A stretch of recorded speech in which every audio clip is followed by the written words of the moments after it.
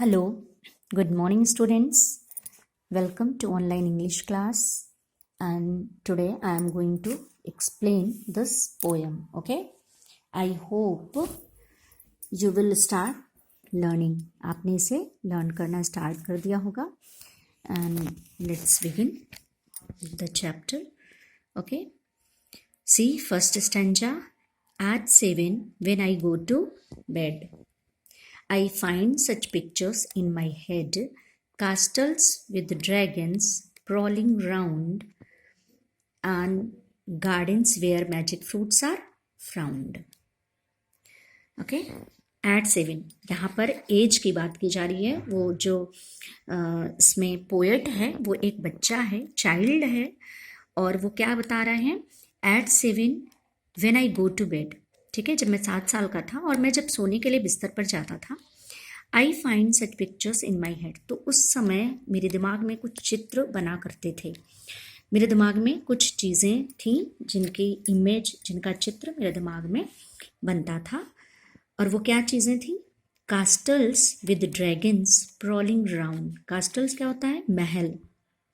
ठीक है, एक ऐसा महल जिसमें कि ड्रैगन, जिसके चारों ओर क्या करते थे? चक्कर लगाते थे.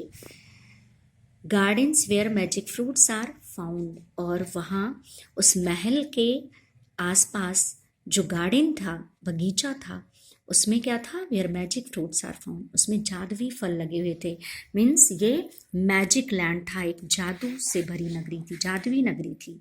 ठीक है, इसमें सब कुछ बहुत ही ज़्यादा सुंदर था. ये एक जादू की नगरी थी.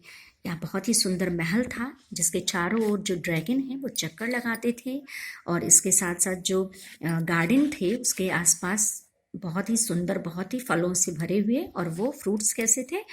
जादुई थे. फेयर लेडीज प्रिजन इन ए टावर और लॉस्ट इन एन इंचेंटेड बावर. और जहाँ पर फेयर लेडीज यानी जो टावर, एक बहुत बड़ा किला था वो जो उसके पास में महल में, और वहाँ पर कुछ महिलाएं, लेडीज क्या थीं? बंदी बनाई गई थीं.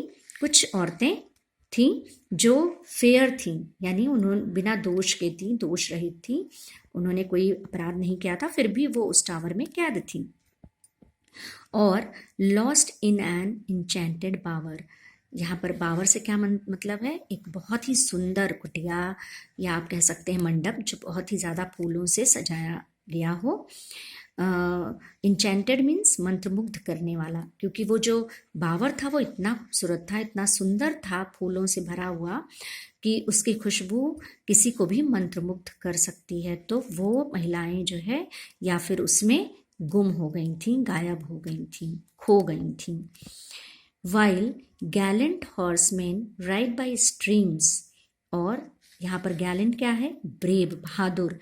और जबकि जो बहादुर हॉर्समैन, ठीक है, हॉर्समैन जो घुड़सवार होते हैं, वो क्या कर रहे थे? Ride by streams. उस महल के चारों ओर क्या था? झरने बह रहे थे, जिसके किनारे पर ये हॉर्समैन बहुत ही सावधानी पूर्वक घोड़े दौड़ा रहे थे. That border all this land of dreams. और ये जो जादुई नगरी थी, जो सपनों की नगरी थी, उसके वो जो स्ट्रीम्स था, झरने थे, वो उसका बॉर्डर थे, किनारा. ठीक है, मतलब ये जो महल था उसके बगीचे थे बहुत ही सुंदर, और यहाँ पर इसके किनारे किनारे क्या बह रहे थे? झरने बह रहे थे, जिसके झरने के चारों ओर ये हॉर्समैन अपने घोड़े को लेकर चक्कर लगा रहे थे, घुड़सवारी कर रहे थे. Okay, I find so clearly in my head at 7 when I go to bed. I find so clearly in my, जो मैं देख रहा था मेरे सपने में, ये सारी चीज़ें बहुत ही ज़्यादा क्लियर थी, यानी स्पष्ट रूप से मैं उन सारी चीज़ों को देख रहा था. At 7 when I go to bed, मतलब 7 साल की उम्र में जब मैं बिस्तर पे जा रहा था, तो ये मेरे दिमाग में ये मैजिक लैंड था, और इस तरह से मैं इन सारी चीज़ों को देख रहा था. At 7 when I wake again the magic land I seek in vain. और यहाँ पर देखिए टाइम की बात की गई है. एट 7 सुबह के 7 बजे व्हेन आई वेक अगेन, और जब मैं जागा, जब मैं उठा सो करके, तो क्या हुआ, जब मैं जग गया, the magic land I seek in vain, और वो जो जादुई नगरी थी जो मैंने ढूंढा था, जो मैंने मेरे सपने में थी, जिसे मैंने तलाश किया था, खोजा था, जो मेरे दिमाग में था, वो क्या हो गया, सब गायब हो गया, अदृश्य हो गया, सब कुछ बिल्कुल खत्म हो गया, समाप्त हो गया।